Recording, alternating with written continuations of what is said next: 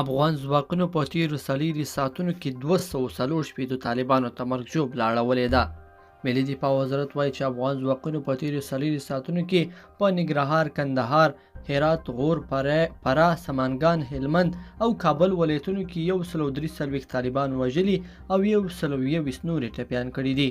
دغه راز د افغان ځواکونو د انجنیري څانګې مسؤلینو د طالبانو 11 کړۍ ماینونه چې د ملکي وګړو د تګ راتګ په عمومي لارو کې ځای پر ځای کړي وو کشف کړي او شنډ کړي دي.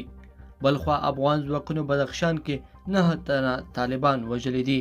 افغان ځواکونو د بدخشان ولایت د مرکز فیض آباد اړوند سیمه کې پر طالبانو عملیات ترسره کړي چې په پایله کې 9 تنه ترهګر وژلي او 15 تنه نورې مرګوني ټپیان کړي دي.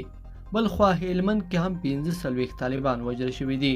ملي دفاع وزارت وایي نن هوایی ځواکونو د هلمند ولایت ناوې ولسوالۍ کې د ترهګرو طالبانو غونډې او پټنځایونه په نښه کړل چې په پایله کې 45 طالبان وژل شوي او نور ټپیان شوي دي.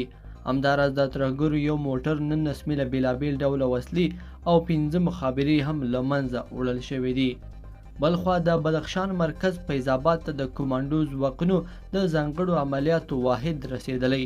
د یاد ولایت د مطبوعاتو مسؤل صحیحون نیوز ته وویل چې د همدې شیبې د طالبانو د ځپلو په موخه کمانډو ځواکونه خونړي عملیات پیل کړي دي. لیدونکو په دې هیله چې دا مطلب به مو راسره تر پایه پورې لیدلی وي، که مو دغه ویډیو خوښه شوې ویډیو لایک کړئ او چینل سبسکرایب کړئ. تر بیا ښه وخت.